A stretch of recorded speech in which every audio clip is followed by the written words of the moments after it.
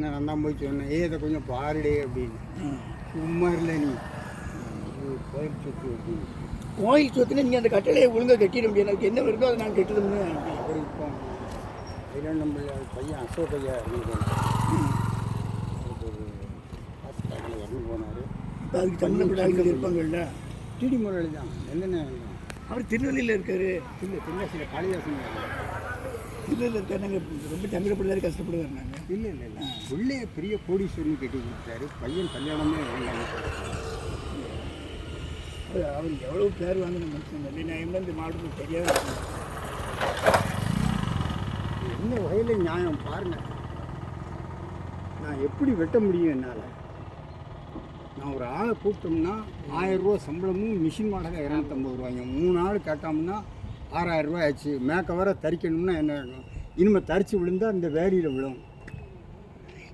படாத அளவுக்கு கயிறை கட்டி எடுத்துருவாங்க. தான் உங்களுக்கு எவ்வளவு பெரிய இப்போ நம்ம ஆஸ்பத்திரிக்குள்ள ஜெனரேட்டர் இருக்குது, செட்டு போடுன்னு இல்லை. அந்த வெட்டினா மேலே ஏறி அந்த வடக்கிட்டு தெற்கிட்டு அந்த மரக்கடையில் வேலை பார்க்க வெளியே மரம் கட்டு நீட்டாக கட்டி சேதாரம் எடுத்தோம். நீங்கள் கட் பண்ணுங்க. இந்த ஏரியாவில் அப்படி வெட்டுறதுக்கு ஆள் இருக்கா? அங்கேருந்து அவனை காரில் கூட்டிகிட்டு வாங்க. உங்கள் மச்சான் எனக்கு என்ன வந்திருக்கு? இந்த ஒரு மரத்தை வெட்டினா பிறந்தா வேறு மரம் வச்சுருப்பான். ஏன் இடத்துக்குள்ளே வர கொப்புவான் அவன்? வேலைக்கு இதுக்கு என்ன பதில்? எத்தனை ஓலை? இதுக்கு என்ன பதில்? நானே இல்லை எனக்கு தெரியாது அப்படின்னா என்ன அர்த்தம்? அந்த வேப்ப மரத்தில் ஒரு கொப்பை வெட்டி அவளுக்கு அளந்து வேலையப்படுதுன்னு சொல்லுவாங்க. வேலைக்கு போடும்போது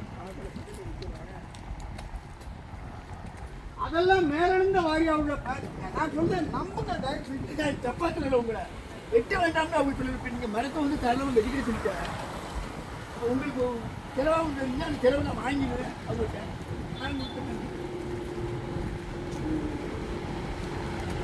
செலவாக உங்களை நீங்கள் இங்கே வடக்கூட நீங்கள் தான் வெட்டி கொடுத்தீங்க. நீங்கள் வெட்டி கொடுத்தா வடக்கு பக்கம் வெட்டி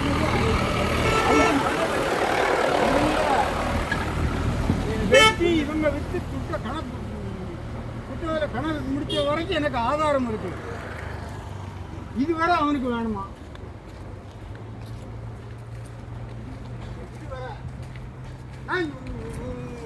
ஊம்பிக்கிட்டு போவா.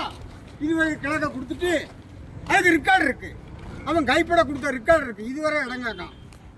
இதுவரை இது இப்போ இது இருக்காது. உங்கள் இடம் இருக்காது. இங்கே கரெக்டாக அளந்து வச்சுக்க வேண்டியானே. நான் வளர்ந்த இதுக்கு கிழக்க அவனுக்கு உள்ளே போகிறதுக்கு இந்த இடத்த அவன் திரையும் கொடுக்கணும். அப்படி கிழக்க முடிச்சு தான் பாதை இருக்க. அப்புறம் அவங்க வந்துக்கிட மாட்டேன். அப்புறம் உங்கள் அவன் எழுதி கொடுத்த ரெக்கார்டு என் கையில் இருக்குங்கம்ல. இளங்கோட்டை கொடுத்தது. இந்த இடம் விலைக்கு வேணுமா? நான் வாங்கின விலைக்கு. அப்படி எப்படி கேட்பா? அவங்க அப்படிலாம் கேட்கல. கேளுங்க, இங்கே கிழக்கு முடி நான் பாதையை போட்டுக்கிட்டு அவன் இடம் எனக்கு ஒரு சென்டி கூட ஒரு அடி கூட சதுரடி கூட வேண்டாம். எனக்கு ஒரு சென்டிமீட்டர் வேண்டாமுங்க. அவங்களும் அப்படித்தான் சொல்ல, நீங்களும் அப்படித்தான் சொல்ல. இப்போ சர்வே பண்ணுங்க, நீங்கள் கரெக்டாக வச்சுக்கலாம். என் இடம் சர்வே கரெக்டாக இருக்குது. நான் அளந்திருக்கேன். நான் அளந்து இந்த ரோடு போடும்போது மரத்தை மட்டும்தானே வைக்கணும். ஏன் இடத்துக்குள்ளே வர ஏன் கொப்பு அங்கிட்டு போச்சுன்னா அதை கண்டந்தமாக வெட்டி புடிங்கிய சூரிய இருக்குங்க.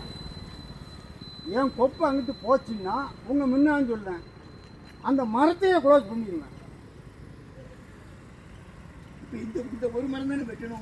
மேட்ட வர இது யாரையும் தரிச்சுமா அதெல்லாம் கொஞ்சம் தானே பெரிய. அது கொஞ்சம் தான். அது நான் மறுக்கலையா? அது கொஞ்சம் தான்.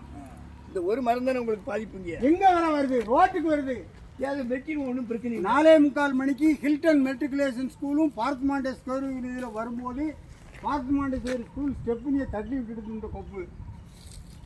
உடனே சொல்லிட்டான். அவ அப்பா ராசா கோனார் இருந்தார். பாண்டியா என்ன எப்படி விழுந்துட்டு பார்த்ததை எடுத்து போங்க. எங்கே இடந்தானா கருங்க அந்த கொப்பா அப்படின்னு. ராசா கோனார் புண்ணியாரத்துக்காரர் இறந்து எவ்வளோ வருஷம் ஆகுது?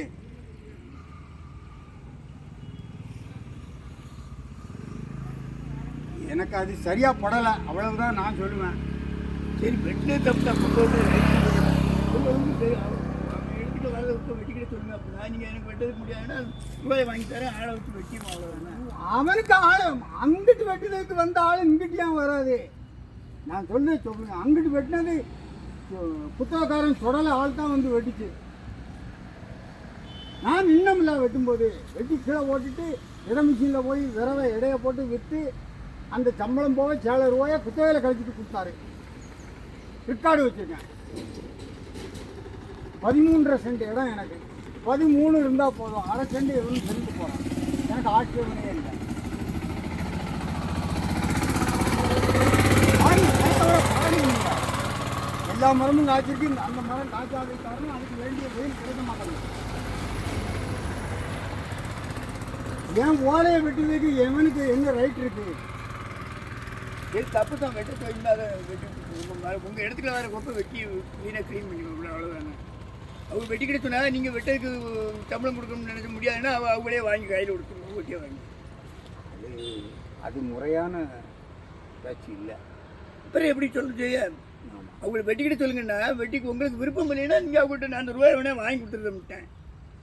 அவன் புத்தகக்காரன் வல்ல முதலாளி குடியிருப்பு ஆள் இருக்கு, வெட்டிடுவான்.